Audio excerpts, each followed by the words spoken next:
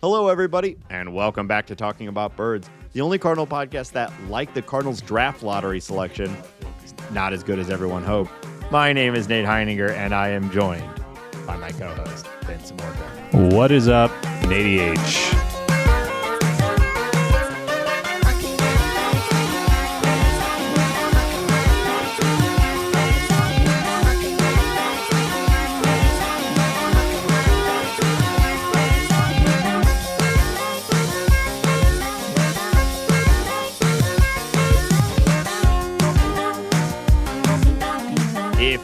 Have an idea for the opening bit, text or leave us a voicemail at 848-48-BIRDS. Hambone, here we are. No one can say we're not in December. How you doing? Welcome to the winter months. It's inarguable that we are in December, Nate. No one... Bulletproof. Look, in this mixed up, tipsy-topsy world that we're living in right now, isn't it nice nobody can agree on anything clarity? These days. Am I right? I know. A, left, right. What? I just want to say it's December. Is that okay? Is that okay? Am I going to offend somebody? Yeah, dude. That does suck. That was god-awful bullshit. There's snow on the ground. Yeah. The skis are hitting the slopes. Baseball is not happening. Football's happening. There's just no argument. It is December time. We are ordering Christmas presents to your house in anticipation for gift giving. And I'm doing what I always do: is open them up, rifle through them, make my own selections. Tell you which ones didn't get delivered, but secretly I kept them. Our first Christmas party of the season this weekend. Wow. Which, I love them all. So it's great. We went and got our Christmas tree over the weekend. Went and cut it down ourselves, Hambone. A little late in the season, Nate. Well, I had to wait for my neighbor to be out of town so I could sneak into his yard and cut down his tree. Yeah, that is your classic move. No, I mean, it was December 4th or 5th we went and got it. I assume it's in St. Louis City where you live. It's just a thick-ass weed, right? A weed that was left untouched for a couple of months. Yeah, it's actually just a big ball of weed. Classy. Yeah, that's how we do it. No, we go out to Southern Illinois, cut ourselves a tree, go out to... Wow, I can't think of anything more interesting than that. That sounds really fun. What kind of saw are you using? A sharp one. Wow. Not a chain? No. Okay. No. Come on. You think I need a chainsaw to cut down a tree? I don't think anyone but chainsaws are obviously cool. What do you They are cool. One time weird argument. In one of the probably dumbest things that I've done, and I don't know. That's a hard thing to define, but we had to... I was telling somebody a story the other day about you and I growing up and going down to Kentucky Lake and shooting fireworks at each other on the dock. Yeah, just straight pointing a bottle rocket at someone and firing it. Yeah, that's always good. Roman candles and the like. We also built pipe bombs down there. Yeah. They weren't... We did not think of them as pipe bombs. We weren't like, we're going to build a pipe bomb, but it was... ostensibly a pipe bomb. Worth saying that we are definitely not domestic terrorists. Let us be clear. Let me put it on the record. We're certainly not domestic terrorists. Right. Terrorists. Not yet. With this one though, was chainsawing a tree that was growing too close to my house. The old house though. The one where you and I were roommates. I remember. I was there. Yeah. Watched a lot of Top Gear when we were roommates. But anyway, I had to lean off the roof of the house with a chainsaw to cut off this branch. And basically, like, my dad was also on the roof holding me so that I could lean off of the roof holding a chainsaw in order to get to part of the tree. That's good parenting right there. Yeah. Like, the only thing worse than falling off a roof, I think, is falling off a roof while holding an active chainsaw. Yeah. Well, that's good. We got the job done, though. I'm sure you did. You always do. Uh-huh. Mm-hmm. I've also been practicing. We call you the finisher on this podcast. That's right. I'm always just getting it done. I have been practicing my chainsaw skills, of course, to murder you and your entire family, except for the part of the family that overlaps with me. So just like your specific family. I mean, there may be some strays caught. Some of my immediate family may as well, too. But as part of our blood feud. Oh, yeah. Yeah. Good old family annihilation joke as part of the blood feud. We love it. It's good. I've been thinking about rewatching Texas Chainsaw Massacre, the original one. Have you seen that recently? Recently, no. But it is we were talking about Stone Cold Classics before we hopped on. That's an SCC all day. You said SCC before we got on the call, and I didn't know what you meant, and I just let it ride. So I'm really glad you brought it back up. Stone Cold Classic, Texas Chainsaw Massacre. Yeah, I agree. Yeah, undoubtedly. Yeah. I feel like if I was in that situation, I would have survived, but like I understand why. No, you'd be the guy with the chainsaw chasing everybody down. Ooh. Let me eat your fingers. Yeah. Sadistic fuck. Do you have any SCCs for Christmas? I think Christmas Story is an SCC. Sure. I feel like I don't even know if it's really a good movie or not. I feel like such a part of my experience just growing up and there's like a channel that plays it on we had loop, identical right? childhoods. So yes, I also feel that movie is a classic Christmas movie, though I haven't seen it in a long time. And I wonder that if it's good or not, or if it's just like it's a tone piece more than anything. You know, I don't think it really. You don't really need to analyze it, because it is good and I like it. Love the Home Alones, of course. Sure. Christmas Vacation is fun, although kind of weird. Yeah, I know you love Home Alone 2 for a particular cameo. It's your favorite movie and favorite scene. Oh. God, they're making another Home Alone movie. I wonder if Trump is going to cameo in that too. I mean, why not? Right? Keep the good times rolling. Let's do that again. Yeah, that's the thing we want in our new Home Alone. Yeah, it's going to be Macaulay Culkin. I think is like the at dad Mar-a-Lago, now, right? Yeah, the Winter White House. Thank you very much. I have been just Trump alone in Mar-a-Lago. People trying to break in. That would be pretty funny, actually. I'd watch that. I've been descent into dementia. I've been Grinch-pilled over the last handful of years. Yeah, I think the Jim Carrey Grinch movie is pretty good. One of few movies I've seen multiple times in theaters. Wow. I don't know why, but in like 2000 or whatever. Well, I know why, because Jim Carrey's like, especially 13-year-old Nate.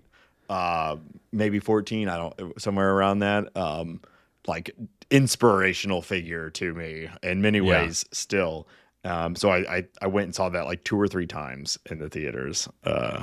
So good movie. We have the unfortunate tradition of when I'm at your house during the Christmas time watching Tim Allen's The Santa Claus every year, which unfortunately I find less funny than everyone else in the room. I think it's a wonderful movie. Tim Allen, is he's just not my guy. It's fine though. I'm not gonna argue that we change it. Sure. Traditions are traditions, just keep plowing forward. But just not my cup of tea. Well, my take on the Grinch also, and similar with Scrooge, is these are often used as derogatory statements. Like if you're called a Grinch or you're called a Scrooge, like people ignore the third act of the piece. They're both redemption characters. We should all aim to be Scrooge and Grinch. It takes some effort and some ghosts and other hijinks, but they learn the errors of their way and they become better people. We should all isolate, get really weird and mean and jaded, and then have our minds changed by a child or ghosts. Okay. Yeah. I have no argument against that. Just watched 2 nights ago Muppets Christmas Carol. I think the best rendition. Oh, of yeah. Muppets. Christmas Carol. Muppets are good. We love a Muppet. Yeah, I think I haven't watched anything. You know what? I've been watching The Penguin on HBO, which is not holiday themed. I saw a violent. pitch on. I haven't seen that yet. I did see a pitch one time that the Knives Out movies. There's now 3 of them. I haven't seen the third one yet. I think it's just now out. But I want a Knives Out Muppet. Like drop Benoit Blanc as he is into a mystery, but all the other characters are Muppets, a la Michael Caine in Christmas Carol, where it's played perfectly straight, but everybody's Muppets.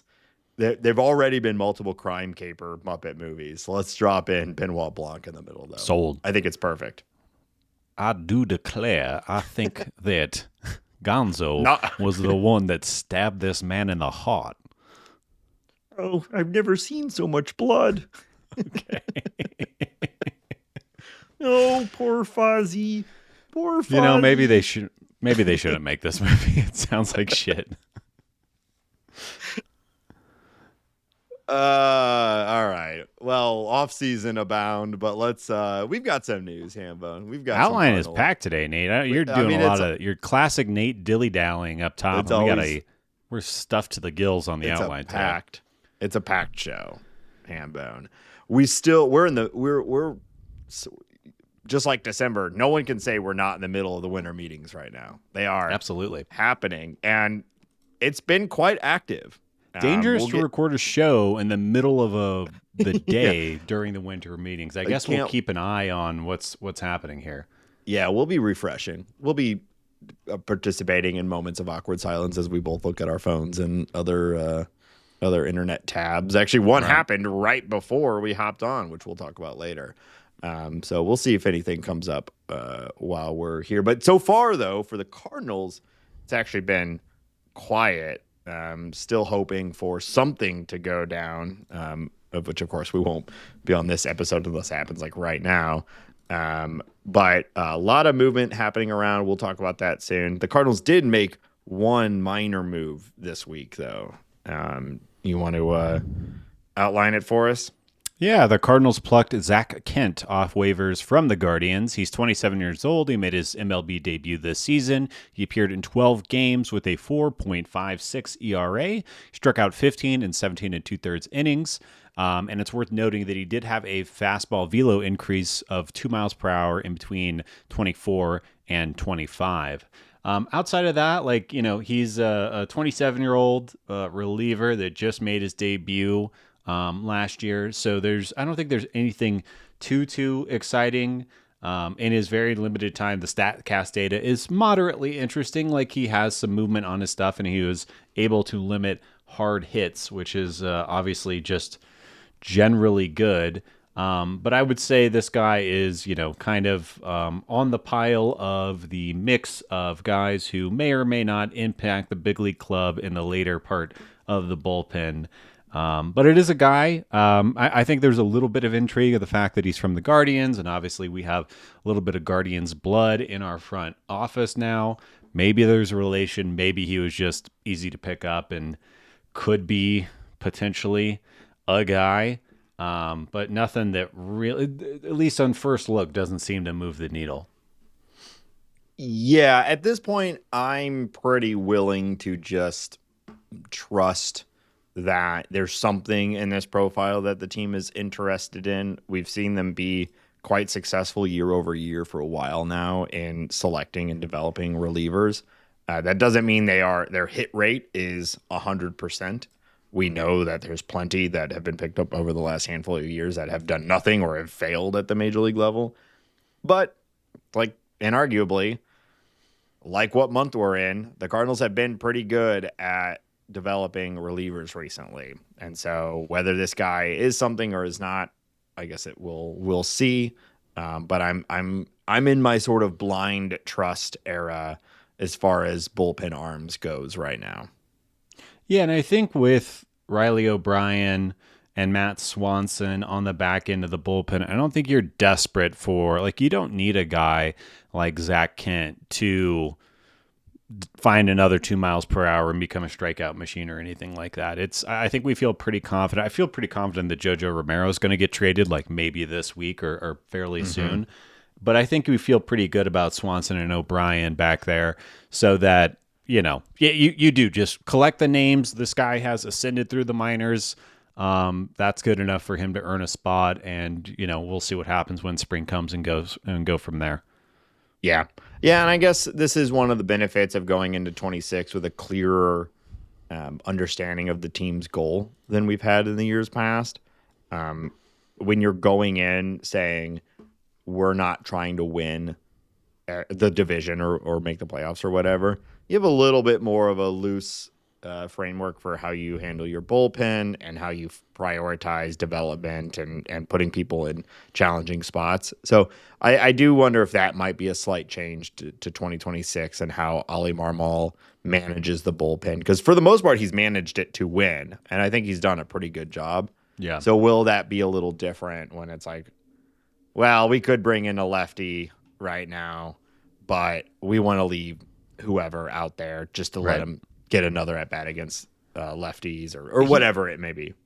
Ollie did say, I think it was in one of Derek Gould's reports since last we talked, that Ollie's not really set on like even having a designated closer for this season. And now maybe that might change. Maybe Riley O'Brien is just pitching his face off, and it just makes sense to have him in the closer or the highest leverage position. Maybe Ollie will be managing like that. But yeah, it does seem like with this, especially with Helsley being gone, who was kind of your made man in the back of the bullpen, maybe they will be taking like a different, just a different methodology of how to manage a bullpen. Maybe like how the Cubs handle it up in Chicago, where it's kind of, your lever gets pulled when your lever gets pulled, and you do the thing you're being asked to do. Yeah, I think that's what every manager says until they don't.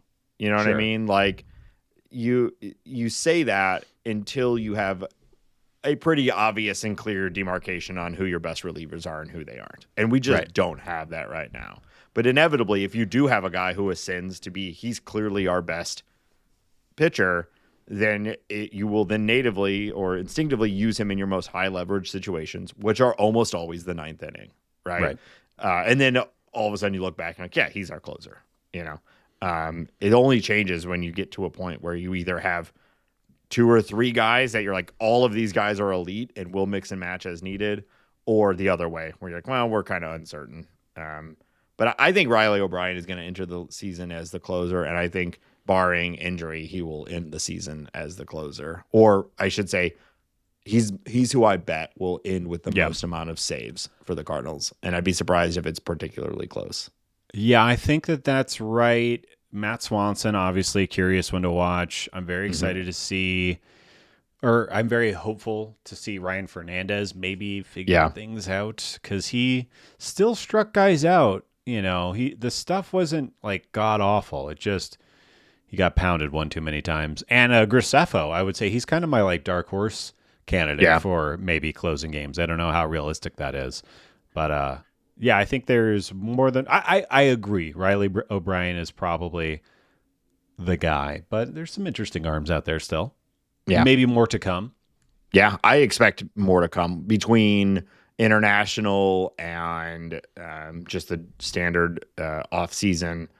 I expect we'll have multiple more, because though we have confidence in the back end of the bullpen, you could also argue like they need like 3 or 4 more guys to really feel confident that they're going to have enough quality and enough arms to rotate around and figure out who the like competitive staff is, especially if Kyle Leahy is going to be in the rotation. Where's Packy Naughton at? Where is Packy Naughton? Probably over in Boston, slamming some oysters. Wow, really raking him over the coals. Yeah, I think he is healthy. Got him. No, he's got an elbow injury still. Did he get Tommy John? I think he did. But Packy Naughton's he's going to be back at some point, and then we'll be ready to hit the go button. Yeah. But yeah, Zak Kent, new name. He is a Cardinal, and I bet he impacts a major league club at some point this year. Real concise name. Zak Kent. It's also ZAK. Yeah. Everything. It's like as tight as it could be. Zak Kent. Kent. Bo Nix. Yep. Stevie Nicks. Stevie Nicks. That's also somebody. How about that? I think they spell Nicks differently. They Moving broke on the chain. to some rumors. Royals and Giants seem to be showing the most interest in Brendan Donovan. However, Bloom has stated that he is in no rush to move Brendan, as I think he is just going to sit back and wait to kind of roll calls and see what the most value he can get. A little bit of reporting we did get this week is that the Cardinals have previously expressed interest in Noah Cameron, and it seems like if you are the Royals, it would make sense to move one of your starting pitchers to get a player like Brendan Donovan. What do you think about Noah Cameron generally, and do you think that deal could get done? I don't know if a 1-for-1 deal would make sense, or if that's enough to get Cameron because he has so much control remaining. Or, well, I guess I'll just answer it however you want to answer. Do you think do you like Noah Cameron? Should the Cardinals go after him? Yes. If it were Brendan Donovan for Noah Cameron, I think that's a snap call in the Cardinals side. Yeah. I think the Royals would obviously benefit from it too. They get Brendan Donovan, which would be great for them. But I between the control, the early success, his age, and I think there's still some growth potential for Noah Cameron. I think you'd be very, very happy to get him for Brendan Donovan straight up. He plugs into the rotation, is probably our ace the moment he plugs in. Is he really? Do you think that's true? It's more the bar is low to clear right now, but I have more faith in him coming in 2026 than I think I do of any of the other guys in the rotation right now. Yeah, I think I agree too. Now there are some, you look at Noah Cameron, and he doesn't throw the ball. He's not the hardest thrower in MLB. He doesn't have the best fastball in baseball by a long shot. But what is fun about Noah Cameron is that he has some of the best breaking stuff in baseball. His breaking ball run value was in the 99th percentile last year. He avoids barrels. He avoids getting hit hard. He avoids all those kind of negative things that you want from a pitcher. So he's not really like a guy that would come in and strike everybody out. But he keeps the ball on the ground. He's got good breaking stuff. And yeah, I think he could be interesting. But really what is exciting is he's only 26 years old. His time frame would line up really well with the Cardinals' time frame. And hopefully, if you could get a guy like this, he could be your third starter on a competitive team, fourth starter, something like that. On a fully stocked rotation, he probably projects as a really good number 3 with upside for a number 2 in a peak year or so. If some of that whiff rate actually turns into strikeouts and not just poor contact, because he has an above average whiff rate in the league too. So, that's where I say like there's some upside to possibly be had. I've seen some comps to a guy like Ranger Suarez, who took a few years in the league but has been productive and then has had some really good years too. So I think he would be, again, best pitcher right now and would slot right in with, like you said, with hopefully reinforced by Doyle and others as they progress. So I frankly would be a little surprised if the Royals would do just Donovan for Cameron, considering the control. I think it's 5 more years. Yeah, he has less than a full year of MLB service time. So yeah, he is on he's got a lot of control remaining. Yeah, I think you look at the Royals and how they're made up right now. Somebody like Jojo Romero would make a lot of sense for them, although that's only 1 year. I don't know if that moves the needle enough. But they could also use, I don't know, anyone else on the Cardinals, I guess, really? Anybody else who's over the age of 26? Yeah, well, what about a new bar? You know, I don't want to just dump all of our guys in one trade to the Royals. And I don't know that it would take that much. People may have other evaluations of Noah Cameron. I trading 5+ years of a young pitcher who's shown success at the major league level just normally doesn't happen without a haul, you know. And Brendan Donovan is a bit of a haul in and of himself. It's just that shortness of control that you would expect a team like the Royals. They're like, well, if we're gonna do this, we need like real win now pieces, right? You know, and so adding in a Jojo Romero makes a lot of sense. And then maybe they say, okay, Newt Bar. You know, if we get him and we get the bounce back from him, 2026, we suddenly look like a really competitive team. Having him in front of Bobby Witt and Pasquatch and all that, like, you could see having, Newt Bar and Donovan in front of Bobby Witt and Pasquantino was kind of the dream that we've had over the last 3 years of Newt Bar and Donovan in front of Arenado and Goldschmidt. Right. It just, never really came together. Do you think that the looming lockout is affecting the way that teams who want to acquire Brendan Donovan are thinking about acquiring him? Or do you think that they're just thinking about this upcoming year and that maybe there's less it's a tough question. Weight or priority put on that second year of control? Yeah, that's an interesting question. Our teams viewing 2-year deals right now as basically 1-year deals. Yeah. Is ultimately what is net what you're asking, right? But the thing is, if you are, and let's just say that the value prop on the Noah Cameron, Brendan Donovan deal just makes sense, right? Let's just say yes.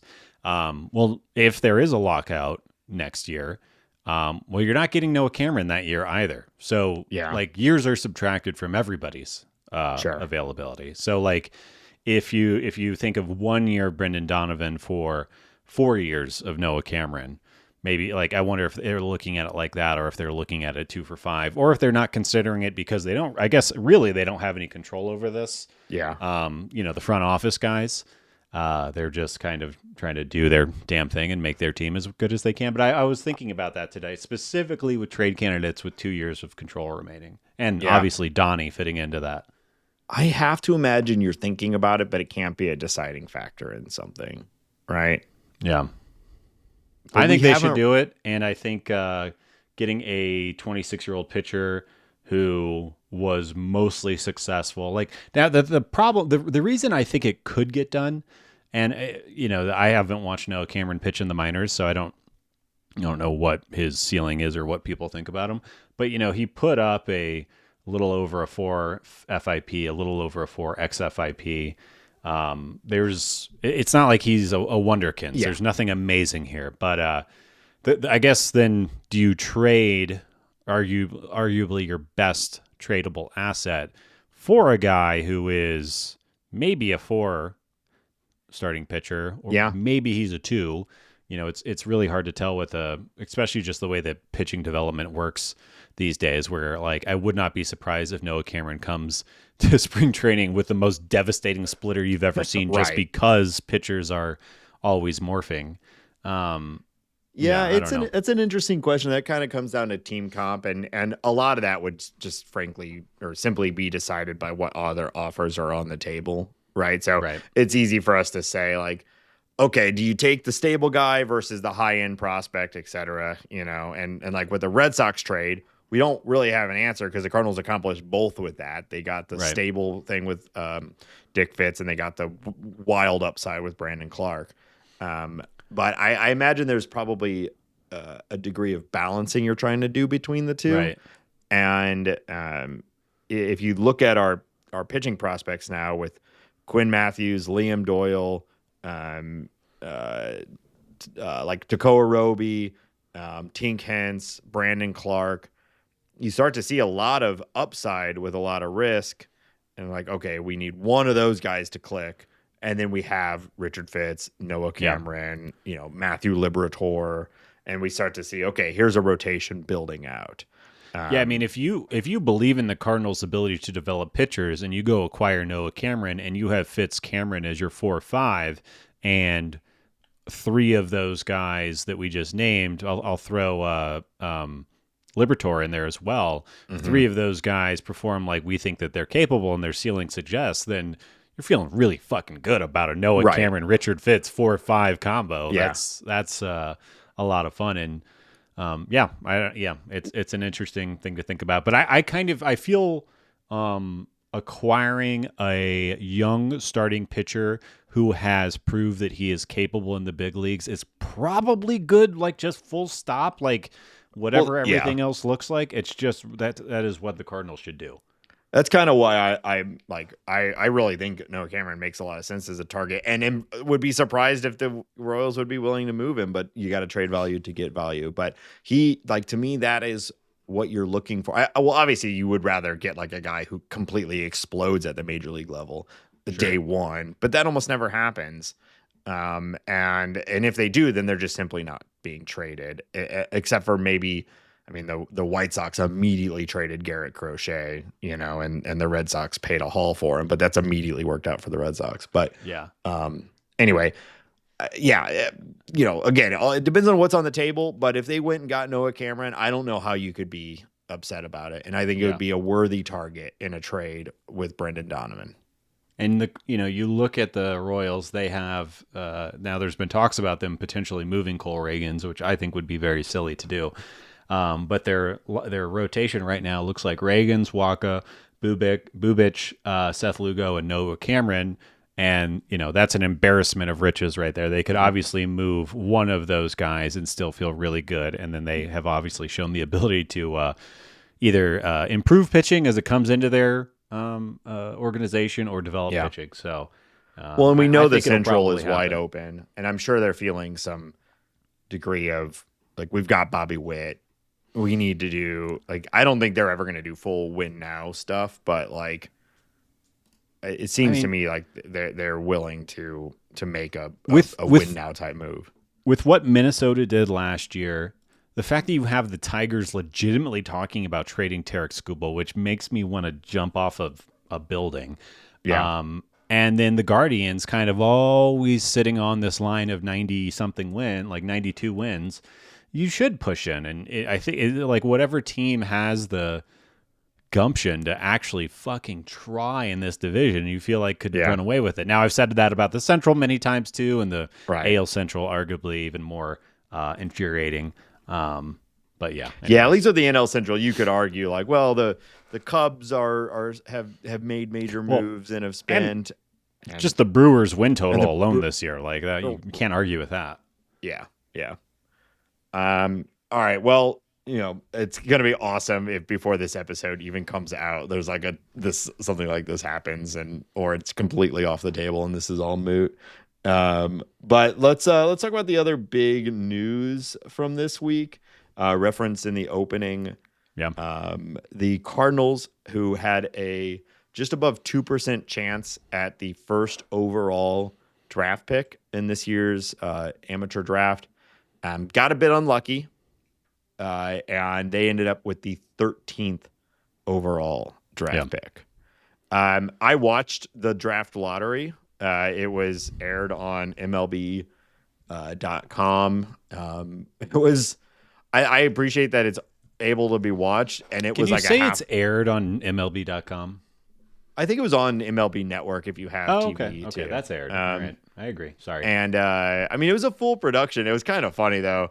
Definitely a full production with a mid budget. You know what I mean? And I wouldn't expect anything otherwise. But it was funny. They had like a big set, and they had representatives from every major team that was in the lottery. And so, like, for the Cardinals, there was Ray Langford, which is fun. We love Ray Langford. And they're all just sort of sitting there. They all get introduced. They all just sort of smile and nod as they're introduced. Every once in a while, the host, I think it was Greg Amsinger, would go over and like interview one of them. But overall, their participation was very light. They were mostly just sitting there. And then they did the lottery, which had been predefined. So the guy was just revealing it, and I will say, like, it was surprisingly a little more stressful than I was expecting. I was like, kind of like, ooh, what do we, because you want the Cardinals to go well, and he has a big placard that says like 17, then he flips it over and it's the team's logo, you know? Right. And so when the Cardinals flipped over at 13, it was pretty disappointing. You know, I was really hoping for that high end pick. 13 is not terrible, don't get me wrong. The Cardinals can do something with that, and they also have the 32nd pick, so can still get some good talent. But you're not getting a Liam Doyle down at 13, right? That's when you're getting more into the just the wash that is all of these guys. And you also start to enter into the territory of maybe you do underslot to get more money for later in the rounds, you know. Right. It is still this is the third top 15 pick they've had in 3 years, which is something that Cardinals fans of our age are not used to. So yeah, I mean, like I'm looking at the 10 through 15 pick of last year, and they're all like super toolsy shortstops that are really young, and who the hell knows? They're all in either low A or rookie ball. But like, it's not like it's the end of the world. There's still probably like a 55 plus future value player coming out of this. But yeah, the Ethan Holidays and the Liam Doyles are probably not going to be available at this point. Yeah, it's still better than 17 other teams are getting. So you're happy with that. It's just when you have a chance at much higher, it's disappointing. That said, one bright spot out of this, we're not anticipating the Cardinals having a successful year in 26 from a record standpoint. And because they were not in the top 6 this year, they are eligible for the lottery next year. Had they been in the top 6, they wouldn't be able to be in the top 10 next year.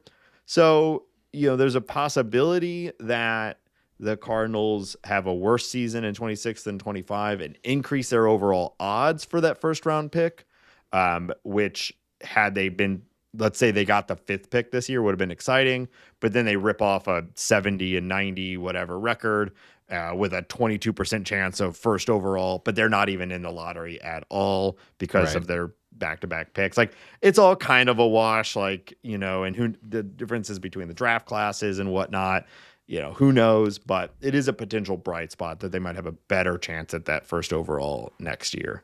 Yeah, and we'll see. This will be obviously Chaim Bloom's first draft as the head bitch in charge for the Cardinals. Head bitch in charge. I don't know why. Oh, damn. I don't know why that came Bloomin' goons, you bitches. Yeah. No, I meant it in like a positive light. Like, head like bitch. Head bitch. Yeah, snap. It was only said with love, but very curious to see like how he handles it, and the fact that he has 2 first-round picks is very exciting. And excited to see what their methodology is. Are they still going for college guys? Are they going for youngsters? What's going to happen? Are they going just pure name? Are they just going to get whoever sounds the coolest? Zak Kent. I'm looking at the 12th overall pick last year, Steele Hall. It's a great name. I was looking at draft picks earlier, and I was reminded of Steve Bean. Remember Steve Bean? Do not remember Steve Bean. Oh, it was a first-round pick from 2012 catcher. Steve Bean. Could still happen. You never know. But yeah. Maybe he's back in the draft. Another funny note, I saw that Chaim Bloom was quoted as saying that he actually wasn't even watching the lottery reveal, which... just respect the game. Like, me neither. Sure. Yeah. I believe him when he says it. It's funny. Yeah. I mean, there's no point in watching it. You're going to be told, very soon after what's happening. And I guess he's at the winter meeting. So he's presumably got bigger fish. He's doing something more important than watching a mid-broadcast. I mean, they would like cut over to the guys. It was like, all right, the Texas Rangers, pick number whatever. And the guys just like, slight head nod, like almost no reaction at all from all of these guys. And they were like really famous guys there, and they're all just cool.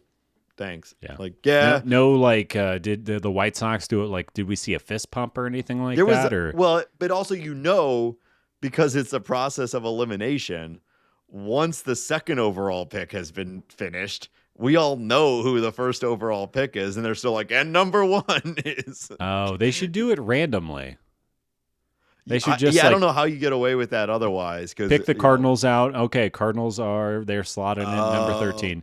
okay, pick the Sure. Cubs out. The Cubs are number 25. They should just do it like that. Yeah. Yeah. IMO. I mean, it was kind of exciting because both the Royals and the Giants were living the dream that we had for the Cardinals, which is they both had a 1 or sub 1% chance at getting the first overall pick. And they were both still available when the final 6 were being made. So that level of intrigue, you're like, oh, damn, like, okay, like how high are they going to go? And then they were like 6 and 5, and you're like, right. All right. Good for them. I mean, especially I think it was the Giants, like they're the 5th pick or whatever. And they went up from like 13 or something, similar to what the Cardinals did. And if you look at the last 3 years, ultimately the Cardinals from a luck perspective, it's kind of evened out. In 23, they went from 5th expected to 7th, which was kind of a downgrade. But then last year they went from 13th to 5th, which was, obviously a huge upgrade. And then this year, kind of the inverse of that.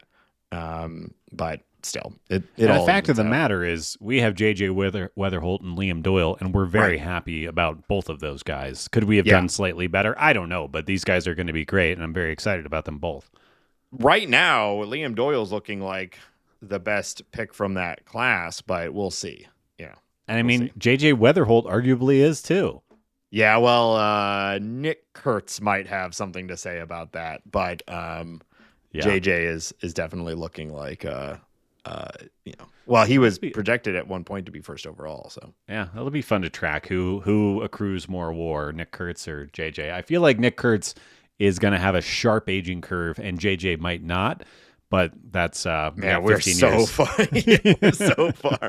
Like Nick Kurtz just had one of the best rookie seasons of all time. You're already like, when he ages, it's gonna be a difficult. That body type does not age well historically, Nathan. Am I wrong?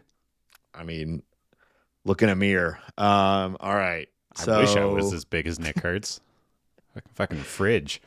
Yeah, well, there's those things where you like see these players where like we weigh the same, but we weigh the same. You are.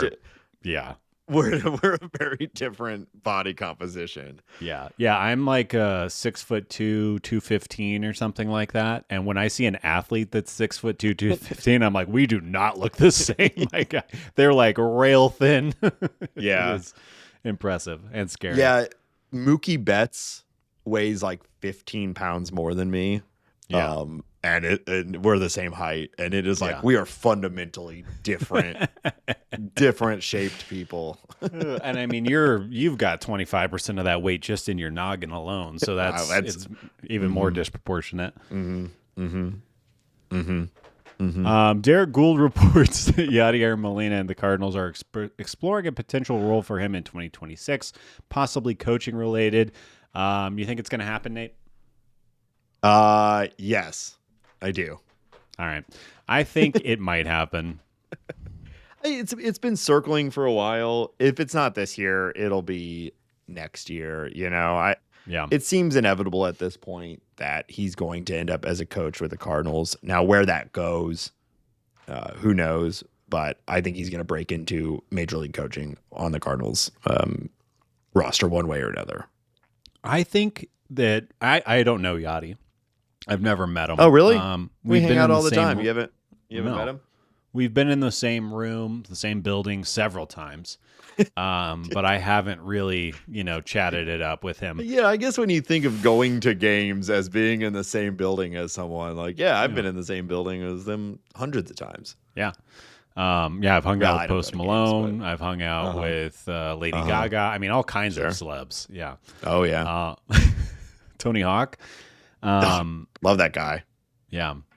But I think my perspective is that I feel like Yadier Molina would enjoy being a coach much more than being a manager, just for his mental well-being. Now, he's expressed otherwise, and what do I know? But I don't know. I could see it really working out and him being a rock solid either like special coach or pitching coach or defensive coordinator type coach or just anything like that. Just seems like a better fit for him, but I don't know. So this is not meant to be derogatory. I think every professional athlete is this way. But I think Yadi chases clout, and I think that there's a part of him that like just being a bench coach or whatever is like not enough, and he's going to want to be like the manager of a World Series winning team is like, he's going to want that, piece of the whole who thing. doesn't? I mean, Of it course. makes sense. So that's where, because it like, even probably just framing it as chasing clout has a negative connotation, but to be a athlete at that level, you have to be that way to some degree. So I'm not even saying it's a negative thing, but in this regard, I think it would also likely limit his drive to be anything other than like the main dude in this world. Yeah. Hey, me too, man. I get it. Yeah. Like that's why I'm always turning down like, it's like the Buffalo Bills offered me defensive coordinator and I'm like, what the hell? Come on. You think I'm going to get out of my chair to go sit in that chair? For a few hundred, I don't even know how much a defensive coordinator makes, but I'm going to guess they make more than you make right now on this podcast. Yeah, probably. From this podcast? Yeah. Low bar to clear. Your sole income source. Yeah. So, but I turned him down. That's smart. That's smart. It's good for you. I said head coach.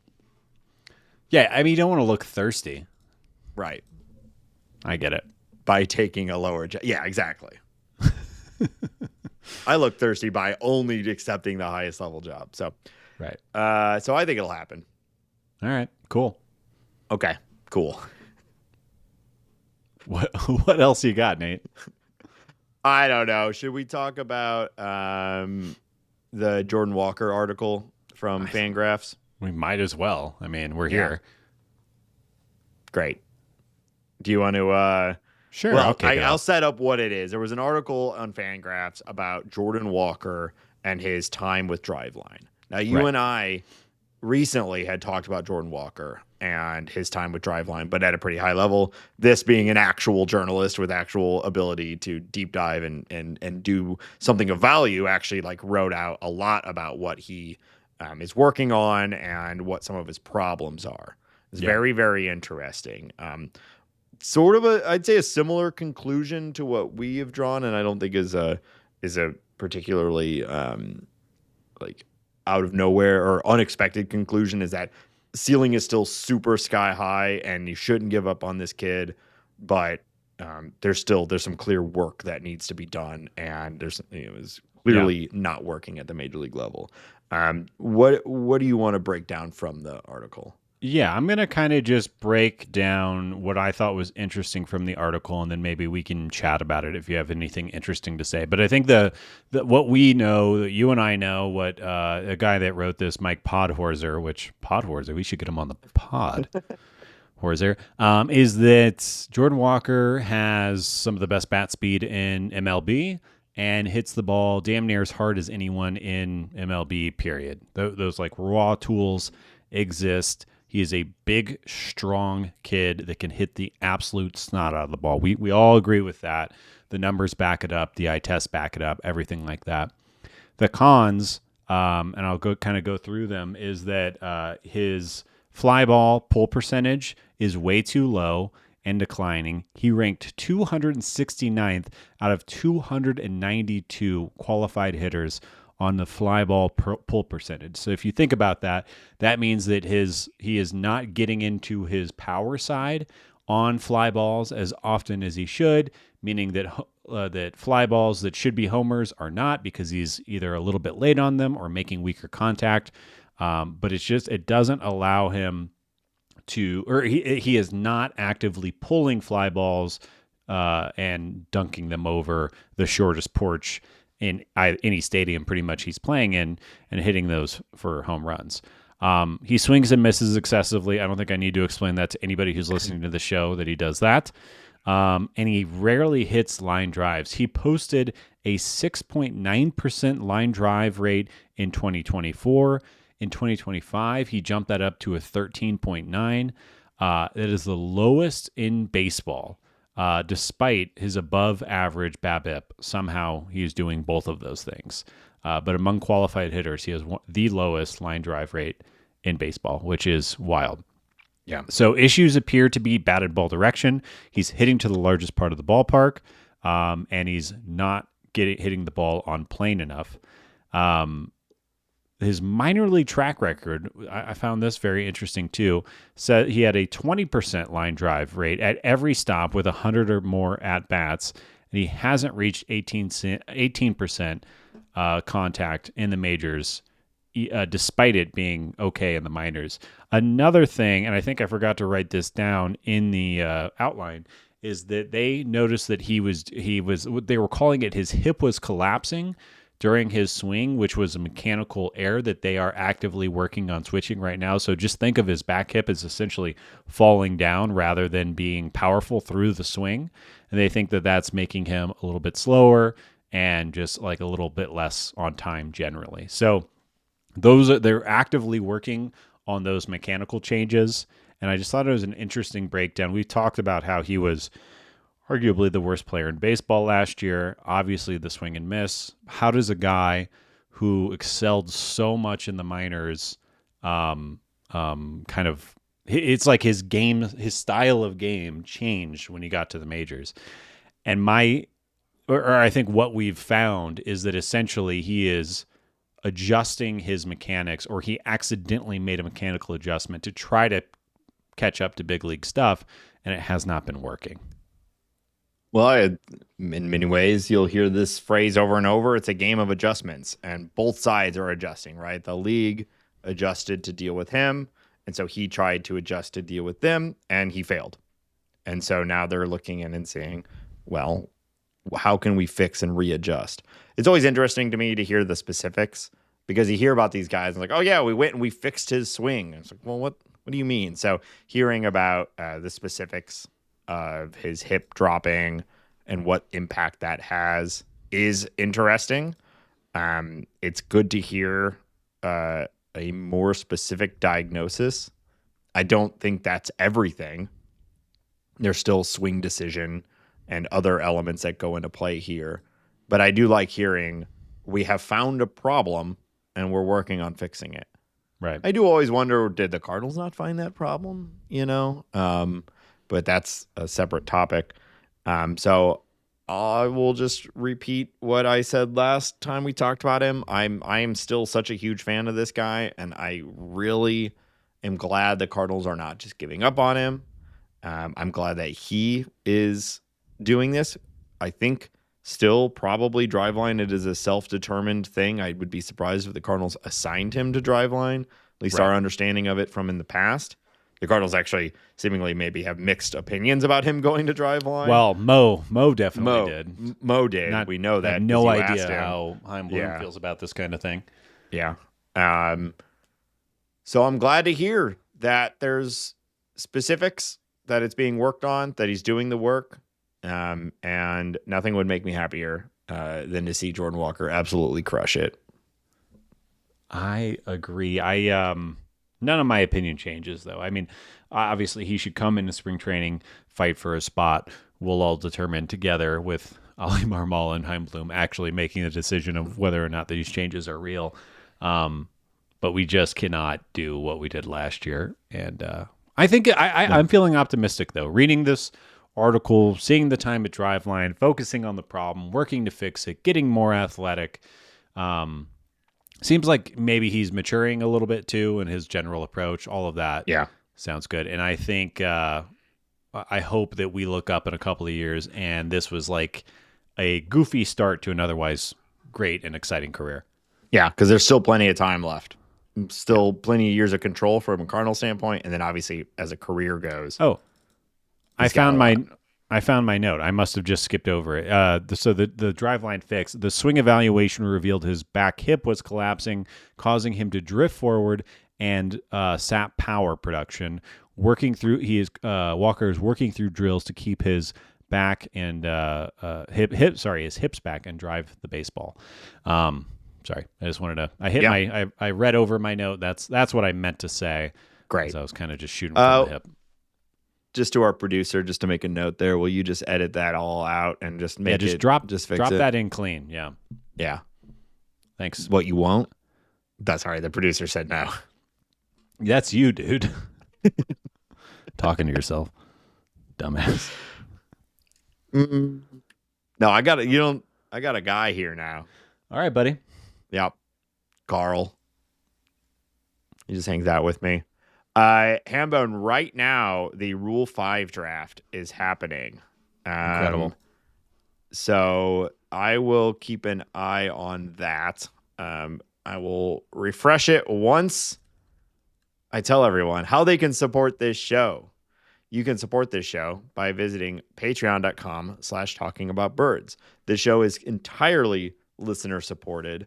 Talking About Birds can't be bought except for by our listeners and wealthy benefactors, and potentially the right ad spot if it's the right thing that we want to do.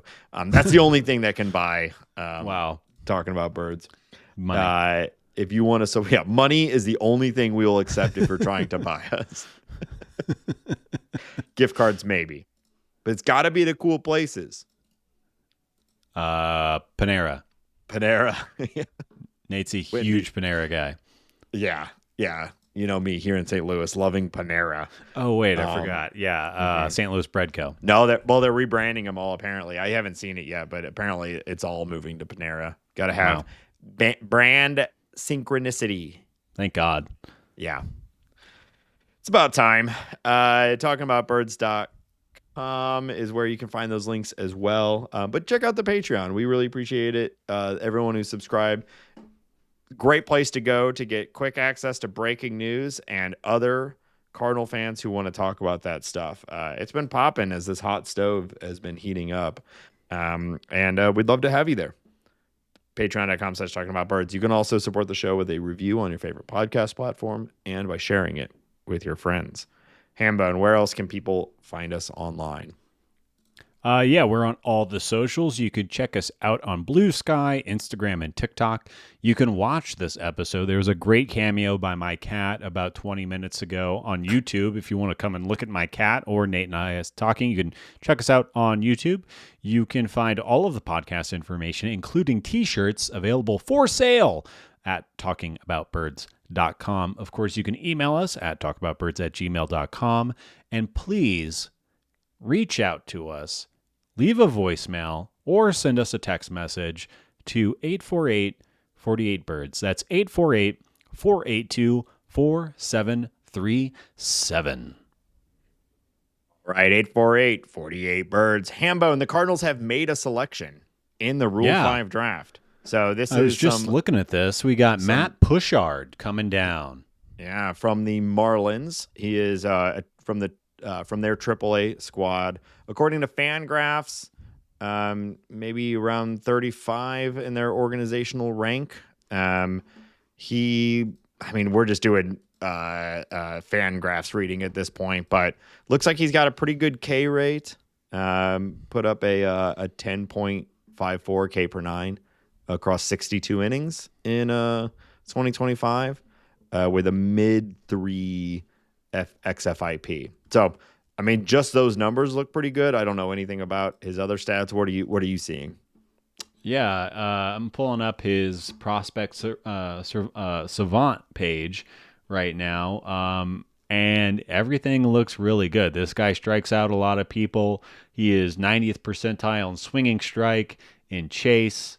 His xWOBA was exceedingly high. His x-batting average and slug. This is a big boy. He is 6'4", 250 pounds. This is my kind of guy right here. Looking at his arsenal breakdown, he really likes his fastball that sits around 95. It's a four-seamer. He has a very nice curveball that looks like the spin rate and the break on it is kind of ridiculous. He also features a slider, and not very often he throws a change cutter and even a sweeper, less than 1.5% of the time. So this is a guy with 6 pitches. Looks like he's really leaning on the four-seam curve slider, and a guy that strikes people out and gets weak contact. He put up a 2.9 FIP, 2.98 FIP last year, only gave up 3 homers in 62 and a third innings. I'm liking a lot of what I'm seeing right here. Yeah. Maybe a little too much zone contact if you don't like that kind of thing. But looks like a really stuffy guy and a big boy, as you said. He's 28 years old. I don't know. This seems good to me. Everything looks good. There's a lot of red. Nothing to be mad about. So they took him. So the way it works is he needs to stay on the roster for all of 2026 in order for the Cardinals to keep him. Unless something has changed, Rule 5 can be a little confusing sometimes, but unless something has changed, that's how it works. So we will certainly see this guy pitch in the major leagues. He is ostensibly now a part of the Cardinal bullpen until they decide to move on from him entirely. So I imagine, unless something changes and or spring goes particularly horrible, he will be a part of the opening day roster. And like you just said, I mean, first glance, everything looks pretty good.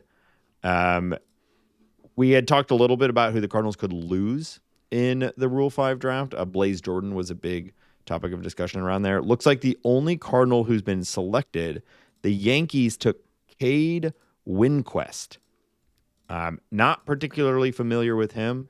Great last name. Yeah. Also, the Astros selected from the Reds Roddery Munoz. So just keeps going around. Yeah. I didn't realize he could be taken from them through this because they just got him, I think, from waivers from us. Right. But whatever. So Roddery's had an interesting offseason.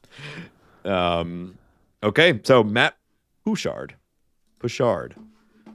Yeah. Puss hard. There you go. That's what we want to say. Cade looks like he was at high A and double A last year. He threw 106 innings, a little over 9K per nine, and rocked a 3.57 FIP. I would imagine that the Yankees are looking at him as a potential bullpen arm, but I would put $1 on this guy coming back to the Cardinals relatively quickly. Yeah. Pushard, right. I feel like, or Pusshard, or whatever we're saying. I think it's Pusshard. I feel like he might have a chance. I'm kind of confused as to why he didn't make it to the majors last year. I'm not going to claim to know everything about the Marlins bullpen, but I can't. It's hard for me to imagine they couldn't have used him. But yeah, all right, he's our guy now. Nice. Okay. Well, let's check in on the rest of the hot stove and league news. Yeah, we got quite a few moves to run through. The big one, big two, I guess, to start off is that the Phillies have re-signed Kyle Schwarber, 5 years, $150 million. I think that we kind of called this. I feel like we came to the conclusion that there was no way the Phillies were going to be outbid for Schwarber, and that's the case. 5 years, $150 million. I was kind of surprised by the length, not by the AAV, but just the fact that they went the full 5 for him. Good for Schwarbs. He's going to be 33 next year. And, we're talking about aging curves. I don't know. I could see him. I think I said in the Bird Squad, maybe he's going to age like Jim Thome. Just a big old strong guy that walks a lot and hits dongs. But good for the Phillies. Yeah, I was surprised by the years too, but then when you think about it, 38, he's been so good. He seemingly has taken a extra step the last 2 years, and so I think he's definitely deserved. He's been one of the better power hitters in the game for years now, and the last 2 years has stepped up other ways. Well, like his not even a batting average problem anymore. No, and I think he is I would not have said this until the last 2 years, I think, but he's like a seat filler now. People want to come to the ballpark to watch Kyle Schwarber do his ridiculous things that he does. And yeah, I feel like the fact that he turned into that guy at the age of 31 and 32 is kind of fun. And he's like a 500 home run guy. He could be, I don't know. Well, I'm excited to see what he does with this contract. Yeah. And then there's the flip side, which is, did he just get paid off of a career year? 4.8 or 9 WAR, I believe. Probably his peak. So you're like, well, it doesn't take much decline to suddenly be not as valuable. And in reality, until 25 and 24, he was a good player, but not like this. He had never eclipsed 3 WAR until 2024. And his giant season that he just had still is at like Mason Wynn, He's so a DH. Yeah, he's a DH. He's a big slugging DH, so his value is capped by that. And so it doesn't take much reduction in any of these skill sets, whether it be power or OBP, for him to suddenly be like, yeah, it's fine, but boy, I wish we could use someone else at DH every once in a while, and instead we got this dude. It'll be interesting to see how him and Harper age together. Like, will the Phillies be like, damn, we really wish we could have Bryce Harper at DH, but Kyle Schwarber is there. What's interesting is that he has the highest exit velocity of his career last year. He topped out. His average exit velocity was 94. And I'd like to think, it's history will tell you, I'm probably wrong, but he has elite bat speed. He's an elite hard hit. He has elite barrel percentage. He has elite exit velocity, elite walk rate. I would assume that those things, like his average bat speed is 77 miles per hour right now, which is tops in the league, basically. Yeah. Like, even if he loses a couple, he's still pretty good. You would think, right? The curve hopefully won't be as aggressive. And he's just a big, strong frickin' dude. It just seems like he's going to keep doing it for a while. And I hope so, because I think Kyle Schwarber is just good for baseball and fun. Yeah. A couple other notes on this deal. We know that the Orioles also matched the offer.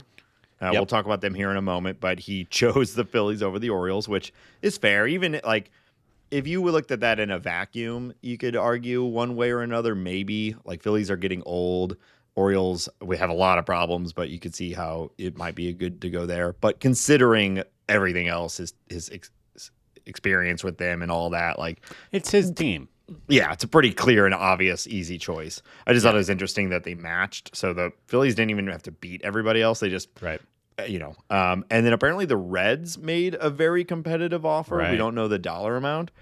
So that's intriguing when we think about the NL Central. That matters to Cardinal fans, because if the Reds had gotten Kyle Schwarber, all of a sudden we're feeling very different about the NL Central.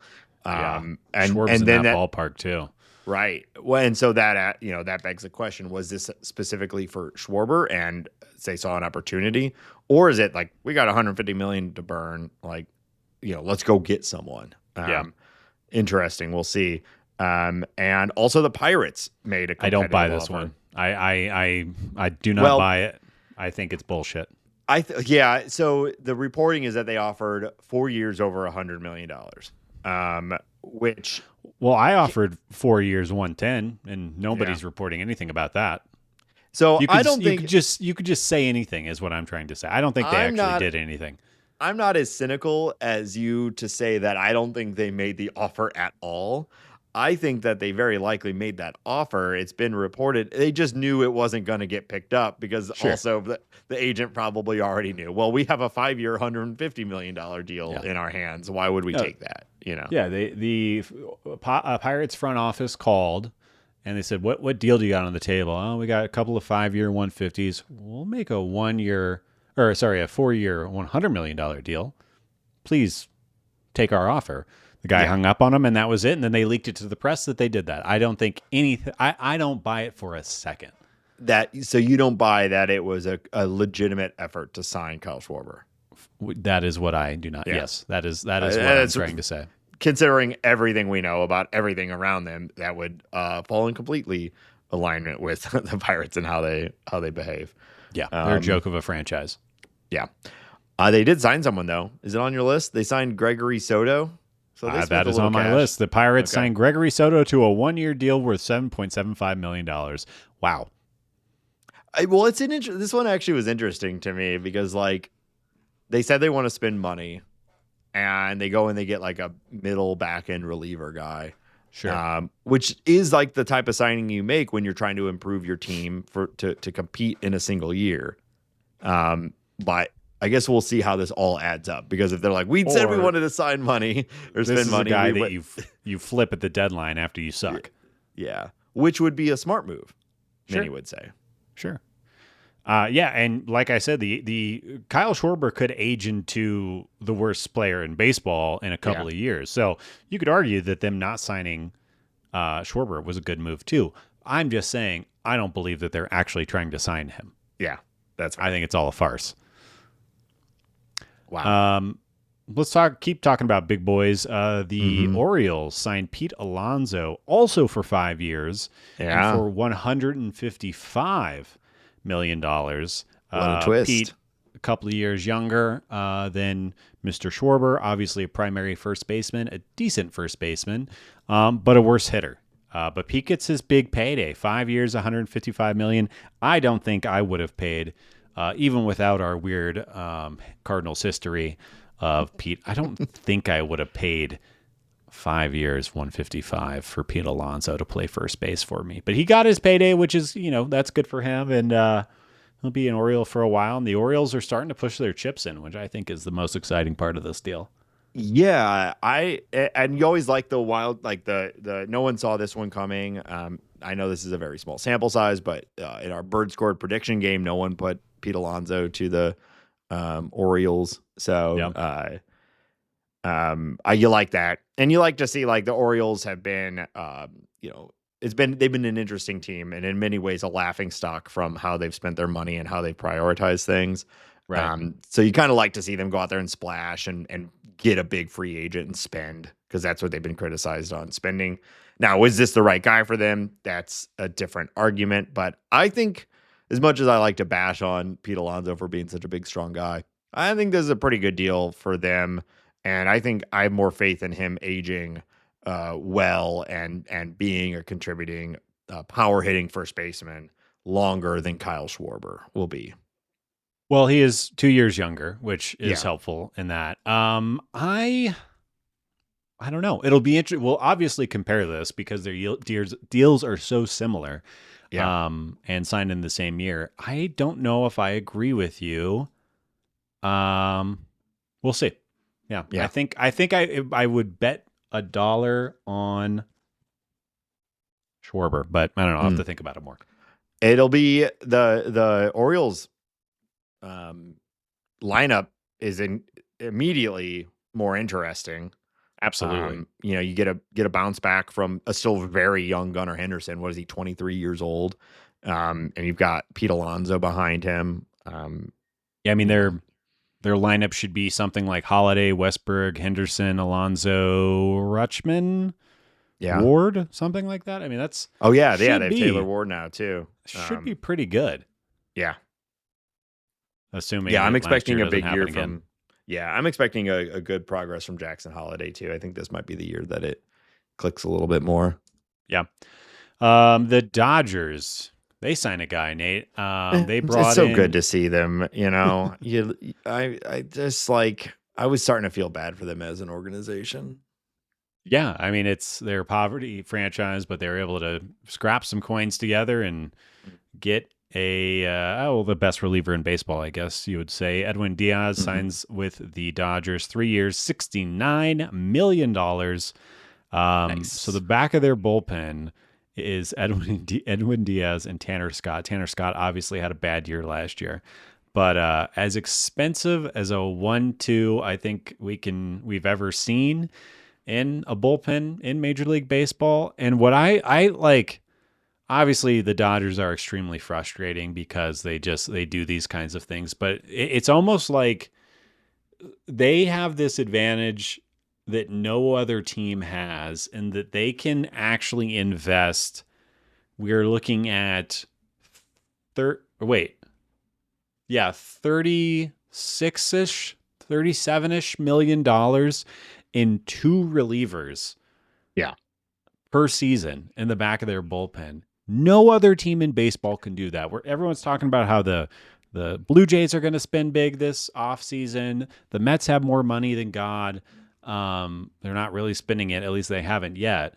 But the Dodgers are the only team in baseball that's willing or able or both to put a tandem of 2 guys that are almost $40 million at the back end of their bullpen. And it is impressive and annoying, and I don't know what to say, but it's wild, I guess. I'll leave it there. Yeah, and apparently they also get this and earned, frankly, but they get this people want to play for him, right? Of course. So we know that the Mets offered Edwin Díaz $66 million. over 3 years, and he turned it down to take $69 million over 3 years from the Dodgers. So minor increase to leave the team that he had been with for years, to go to the Dodgers. You would imagine that if Steve Cohen really thought it was going to be $3 or $4 million to keep Edwin Díaz, they would would do it. Exactly. Like I bet I am assuming the Mets would have matched that $3 million over 3, but it was probably like, no, we're just going to take the Dodgers offer. You know, I imagine the a pretty decent chunk of free agents, especially if they're on the higher end, like, hey, why don't you go call the Dodgers first, see what they're willing to do, and then we'll go look at the rest of the field. And if the Dodgers offer you almost $70 million, all right, let's do it. I want to win a World Series. I want to play with Shohei Ohtani. Yeah. All right. Now going into a different end of the pool, the Rays sign Steven Matz, former Cardinal legend, obviously, to 2-year contract worth $15 million. Yeah, good for him. I'm not surprised he got a contract. A little surprised he got 2 years. A little surprised the Rays were willing to spend $15 million on him. They don't do that very often. But I think it'll work for him. The book on Matz has remained pretty consistent. If he's healthy, he's pretty effective. The degree of effectiveness ranges, and it'll depend on how they want to use him. But I'm not surprised he got a deal, and I hope he does well for them. It looks like he's going to be in their starting rotation. And I'm just very curious. Like we've seen it, when he's on, his stuff is good. It's hard for him to stay healthy. It's hard for him to stay consistent. I think he had a nice year with the Cardinals last year. I'm very curious to see what the Rays are able to get out of him, or if his potential is tapped, or if he can even be healthy. But the Rays, I think, probably pretty smartly grab a potential starting pitcher for extremely cheap. And they'll probably, I don't know. I'm still in that mode where I just think Rays moves are smart, and then I need to understand what they actually did after the fact. But yeah, we'll see. The Tigers re-signed Kyle Finnegan, 2 years, $19 million. I don't know if I have much to say about this other than like pitchers are getting paid, bullpen guys are getting paid. $19 million for Finnegan is, that's not nothing. He's been a closer for years now. It's been a mildly effective closer for a bad team, but still the best reliever for the Nationals, and was traded and did okay for them. So not surprised, and that's a pretty reasonable deal. Yep. All right. Now getting to some trade talk, the Red Sox and Pirates. This happened like right after we got off the pod last week. Mm-hmm. Red Sox and Pirates announced a 5-player trade on Thursday evening. The starter, Johan Oviedo, former Cardinals legend, heads to Boston alongside lefty reliever Tyler Semenego and minor league catcher Adonis Guzman. Pittsburgh also gets rookie outfielder Joe Nixon Garcia, and an A-ball pitching prospect, Jesus. You know his nickname. Just Nixon's nickname. He needs a nickname. No, what is it? The password. The password. Good, because I cannot say that name. If you look at it, it just looks like a password, which is the bit. Well, yeah, I get it now, Nate. Thank you. For the listeners. Oh, shut up! They get it. They don't. Morons. But obviously Johan Oviedo, the biggest name in the deal, looks like he'll probably be a starter for the Red Sox. At least I would imagine that's what they're trying to do with him. And, you look at his savant numbers and everything like that, and he is still a big old guy that throws really hard and has a nice breaking ball. It hasn't ever fully come together for him, but the Red Sox think of themselves as a bit of a pitching factory. And maybe they can get a little more out of Oviedo. All the tools are still there. This is a baseball-ass trade, Hambo, and I think this is a good trade for both sides. Red Sox need more pitching. We knew that. They traded for Sonny Gray, but that they wanted more. Oviedo is good. He hasn't quite done it fully yet to what the upside suggests, but he's good. I think he will be good for them. I think this is a good addition to their rotation, and I think they know he was good, And the Pirates know he was good because they got a pretty good return for this too. Joe Nixon has some risk, but he was completely log jammed by with the Red Sox outfield. And the Pirates have nothing but opportunity for guys. And he's going to get a real run at it, and we'll see if he puts it together. There's some real hit tool risk, but he's ready for a shot at the major leagues, and if it clicks, he could be very good for them. And they have depth at starting pitching. They can turn these guys out apparently. So I think it's a good trade for both sides, and we'll see how it works out. Because both these guys have upside and real downside risk. But that was a good move for both of them. Yeah. The Angels have acquired infielder Vaughn Grissom from the Red Sox in exchange for minor league outfielder Isaiah Jackson. Grissom, he's obviously been a part of a few trades over the past couple of years, most notably the one for Chris Sale. But man, how bad does that deal look right now? But anyways, he had a pretty good season in AAA last year. He goes to the Angels. The Angels probably will have him batting third and starting at shortstop. And then like I said, the Angels pick up, the Red Sox pick up Isaiah Jackson, who could be exciting. Yeah. Yeah. Not much to say with this one. Vaughn Grissom's been traded so many times, and maybe it'll finally click somewhere for someone. Yeah. Now this deal, I don't understand. The Nationals trade Jose Ferrer to the Mariners for Harry Ford. I get the Mariners wanting to move on from Harry Ford because they have obviously the best catcher in baseball, Cal Raleigh. I really like Harry Ford. I think he's going to be a very good player. I think he's a good defender. I think he's a good hitter. We got to watch him in the WBC a couple of years ago. I don't understand trading a good catcher that can hit and will probably hit in the big leagues for a guy like Ferrer. And I'm curious to hear your thoughts. Is this me undervaluing a decent bullpen arm or misunderstanding Ford's value? Or I feel like this is lopsided in favor of the Nationals, and I'd like to understand it more. Well, I think it'd be fair to say this was paying more than you would expect for Ferrer or Farrar. But I also think that Farrar has a lot of control. Yeah. And I think he's good. He had elevated to the closer position for the Nationals. He won't be the closer for the Mariners, but that's more out of they have a very good bullpen, and they're going to have him for years, and he's still young. So this is a potentially staple part of your bullpen for the next 5 years, I think, maybe 4 years. Yeah, he's got 2 years. He'll be a free agent 2030. 2030. Okay. Yeah. So a lot of control for a guy who will very likely be, potentially one of the top setup guys in baseball for the next half decade, and so that you got to pay to get a guy like that. The Nationals don't need that amount of control is right in their time horizon, so in order to get someone like that, you do have to trade some value. And Harry Ford has gone up and down prospect rankings for a lot of different reasons. There is some real upside there, but there's also some real risk. And so he's absolutely blocked. Right. You got to pay. Yeah. You got to pay to get talent.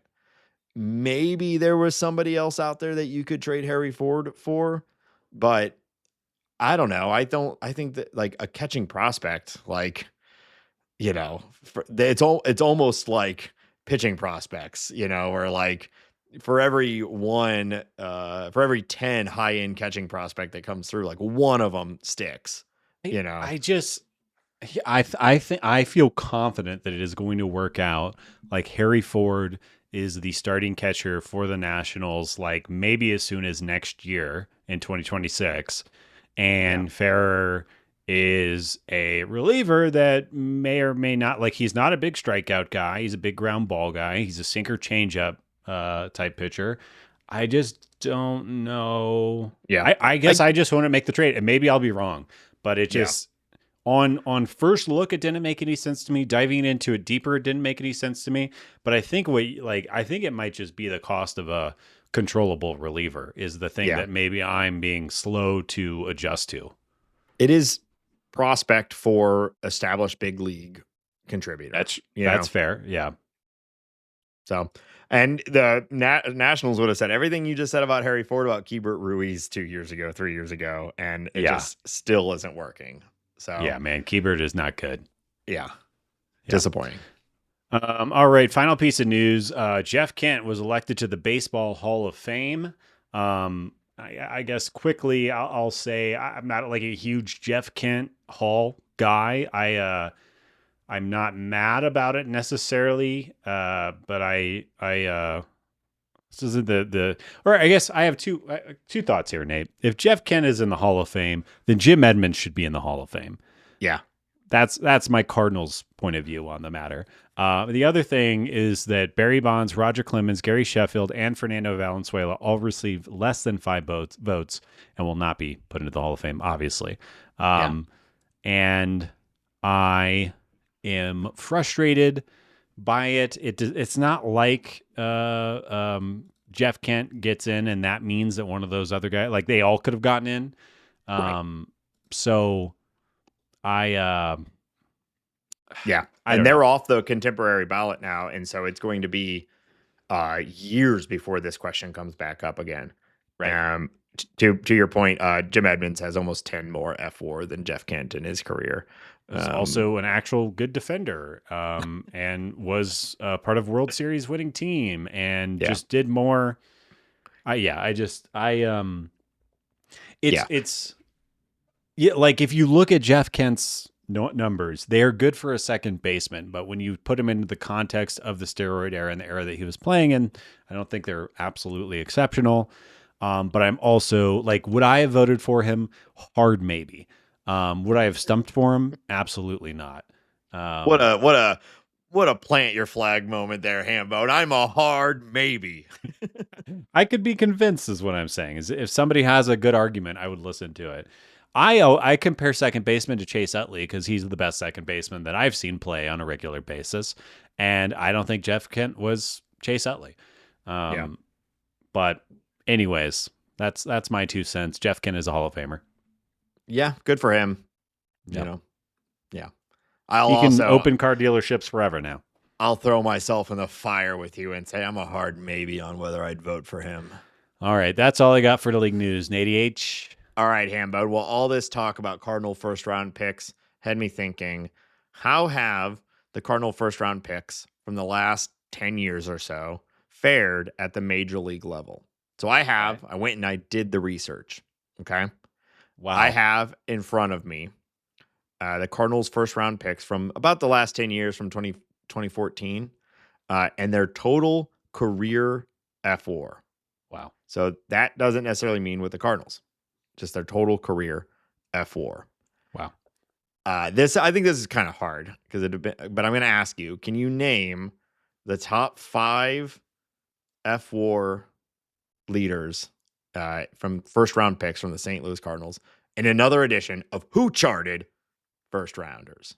Yeah. I think I'm going to do terribly at this. Yeah, this is tough. I will say you absolutely know all of these guys. I'm sure, which is going to make it more frustrating. Yeah. From my point of view, Pete Kozma, is he within this time period? No, Pete Kozma was like 2008, I think. Is that long ago? Oh my God. We're going to die soon. Well, you also got to remember the long tail of draft picks, right? So, a couple years before, here, I'll tell you. Okay, I'll give you a little hint. So I went from 2014 and on. Yeah. 2013's first round pick was Marco Gonzalez. Okay. So it's all after him. It's all after Marco. And Marco, nice career for a first round pick that I wasn't very excited about at the time. Sure. I'll pull up his total for. God, I wonder. There's no way Walker is on the list. Oh, maybe. Just the fact that he made the big leagues is maybe. Let's start with Jordan Walker. Let's go easy. No, Jordan Walker is actually the bottom of my list. You must wow. remember he is negative F4. Is he a career negative F4? I thought it. Yes. Wow. Yeah. 0.9. Negative Poor guy. 0.9. Last year was rough. God, I don't even remember first over. I don't even have like a feint of a guess. So I'm just gonna get this over with quickly. Was McGreevy a first pick? Let's go McGreevy. Yes, McGreevy is a first round pick. He doesn't crack the top 5. But he has 1.5 F4. He's actually 6. Also, my numbers were wrong on Jordan Walker. I just double checked. He's got 0.7 career. There we go. I thought so. He's above one other guy. He's above one other guy on my list. Okay. Nolan Gorman, I believe, was the first pick. Nolan Gorman cracks the top 5 with 2.5 career F4. Who else did the Cardinals pick first? It was cracked. This is the big leagues. Mason Wynn was not a first round pick, right? Yeah, I don't think he was. Cardinals players was right. No, Ryan Helsley was not a first round pick.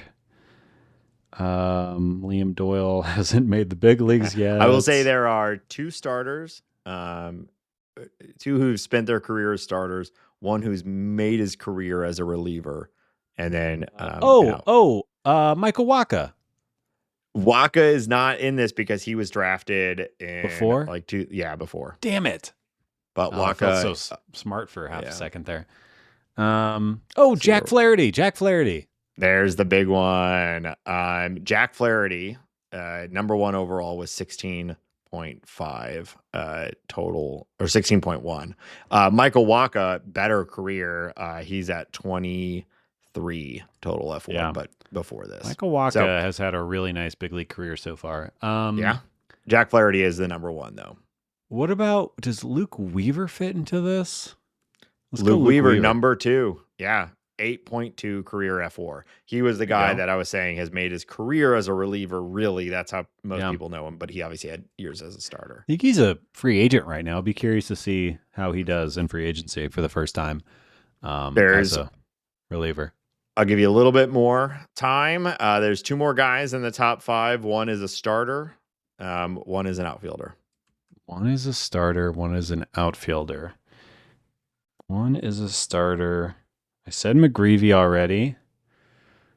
Who the fuck did the Cardinals? He spent the majority of his career with the St. Louis Cardinals, except for one moment with the Colorado Rockies. One moment with the Colorado Rockies. One moment. Who spent? Oh. Adam Ottavino? No, he's too old. Yeah. No. All right, I'm going to try to focus on the outfielder. Who is an outfielder that the Cardinals took in the first round? Wow. I am blanking. Thinking of Colby Rasmus, that's way too long ago. Who is a more recent outfielder than Colby Rasmus that the Cardinals took? Tyler O'Neill was traded for. Lars Nootbaar was a late round pick. Alec Burleson, I believe, was a second round pick. I already said Jordan Walker. This is so frustrating. I hate this game. My God. This is not good podcast. Okay. I'll just say Victor Scott. I give up. No. Dylan Carlson is the my God, Dill Carl. Yeah. With a career 2.8 F4. And the man above him coming in at 3rd overall with 3.1 career F4, Dakota Hudson. Oh, Dak Hud. Where is he? Jeez Louise. Not pitching. He went to the Rockies and hasn't pitched in 2 years or in a year. So I don't know if he's hurt or whatever. But so to give you the full list here, we had he pitched for the Angels AAA team last year. Nathan. Oh, okay. Oh, and God, he had a terrible year. Jack Flaherty 16.1 F4, Luke Weaver 8.2, Dakota Hudson 3.1. Dylan Carlson 2.8, Nolan Gorman 2.5, Michael McGreevy, 1.5. Zach Thompson, 0.9. Jordan Walker, 0.7. And Jake Woodford, 0.1 career F4. Wow. That feels about right. Yep. I really forgot that Dakota Hudson was a first pick. He does not have first pick vibes. Yeah, it's kind of a mixed story here because we think of the Cardinals as a draft and develop team, especially, this covers some periods of success for the Cardinals, and there's really very little actual success on this from first round pick standpoint. Obviously, Jack Flaherty is a household name in baseball, but total career numbers are okay. And then it's a huge drop off to Luke Weaver, and then an even bigger drop off. But this doesn't have, theoretically, Nolan Gorman is still early in his career. Jordan Walker still early in his career. Michael McGreevy still early in his career. So there's still a lot of early career guys on here, and I didn't even obviously include. There's a bunch of other guys who didn't make their debut or haven't yet. Cooper Jerpy, Liam Doyle, JJ Weatherholt, etc. So. And it looks like out of all those names we've talked about, Mason Wynn might be the best second round pick. Yeah, which isn't. I mean, that's the whole thing with baseball drafts. It's certainly getting better. More and more first round picks are seemingly being successful, but it's still it's so hard. Baseball's hard. Yep. Okay, well, that's going to do it for this week's episode. We'll be keeping an eye on the news as the winter meetings wrap up. If you want to chat about the league and the winter meetings and everything else that's going on, consider joining the Patreon and joining our Discord at patreon.com/talkingaboutbirds. Join. You can find the links to everything, all of our everything over at talkingaboutbirds.com. We will be back next week as always, as we just slide right through the heart of December.